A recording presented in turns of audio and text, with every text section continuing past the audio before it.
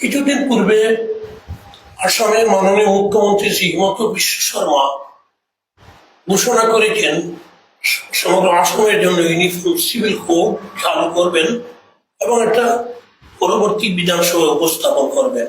এর জন্য আসামের ধর্মপ্রাণ মানুষ, বিশেষভাবে মুসলমানগণ অত্যন্ত উদ্বিগ্ন। তার কারণ আমাদের দেশে হিন্দু, মুসলিম, বৌদ্ধ, জৈন, খ্রিস্টান, শিখ প্রভৃতি ধর্মাবলম্বী মানুষের নিজস্ব পারিবারিক সামাজিক রীতিনীতি আছে, বিশেষভাবে বিবাহ বিচ্ছেদ, সম্পত্তি বন্টন ইত্যাদি ব্যাপারে, এবং যেগুলোকে পার্সোনাল ল বলা হয়। এই পার্সোনাল ল রহিত করে ইউনিফর্ম সিভিল কোড কোনো অবস্থায় দেশের ধর্মপ্রাণ লোকেরা, বিশেষভাবে আমরা মুসলমানরা মেনে নিতে পারি না। সেটা কোরআন বিরোধী, শরীয়ত বিরোধী। এজন্য আমরা দেখতে পাই আমাদের দেশে সংবিধানের 25 নম্বর ধারায়, মৌলিক ধারায়, ফান্ডামেন্টাল রাইটসে যে কোনো নাগরিকের ধর্ম গ্রহণ এবং ধর্মীয় আচার অনুষ্ঠান পালনের ক্ষেত্রে গ্যারান্টি দেওয়া হয়েছে। অবস্থায় ভারতের সংবিধানের সমর্থন যোগ্য নয়, এই জন্য আমরা সেটা মেনে নিতে পারি না।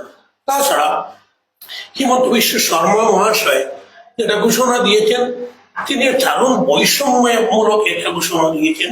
বলেছেন এই সিভিল কোডের আওতা থেকে উপজাতি এবং ট্রাইবেলদের দূরে রাখা হবে, বাইরে রাখা হবে।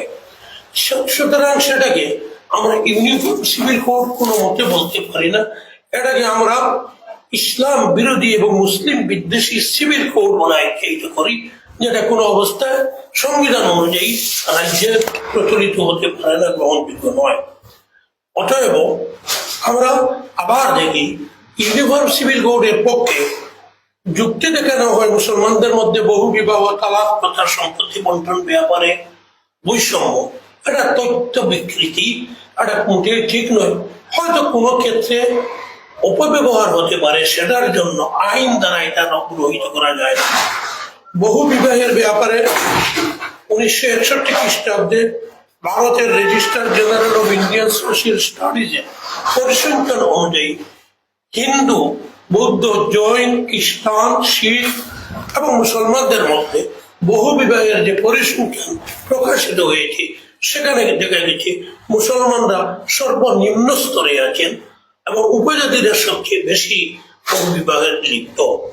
অতএব আমাদের উত্তর পূর্ব ভারত ইমারতে শরিয়া অনুদাতুত তামিরের পরিষ্কার ঘোষণা, আসাম সরকারকে আমরা অনুরোধ করব এই জাতীয় বৈষম্যমূলক সিভিল কোড যেন বিধানসভায় উপস্থাপন না করেন। এবং এটাও জেনে রাখা দরকার, আইন দ্বারা সামাজিক কোন ব্যাধি বন্ধ করা যায় না, নতুবা চুরি, ডাকাতি, ট্যাক্স ফাঁকি দেওয়া, ঘুষ, মদ্যপান ইত্যাদি বিরুদ্ধে আইন আছে, কিন্তু এটা দেশে বন্ধ করতে পারেননি। সুতরাং আইন দ্বারা এগুলো বন্ধ করা যায় না।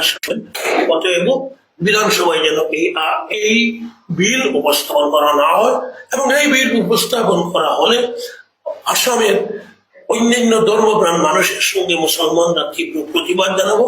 এবং আমি এই সঙ্গে উত্তর পূর্ব ভারত ইমারতে শরিয়া অনুদাতুত তামিরের পক্ষ থেকে আসামের বিভিন্ন ধর্মাবলম্বী ধর্মীয় এবং সামাজিক সংগঠনের নেতৃবর্গকেও এই ইউনিফর্ম সিভিল কোড, যেটা মুসলিম বিদ্বেষী, ইসলাম বিরোধী সিভিল কোড, এর বিরুদ্ধে প্রতিবাদে সোচ্চার হওয়ার জন্য সব সংগঠনের কর্মকর্তাদের প্রতি আবেদন জানাচ্ছি।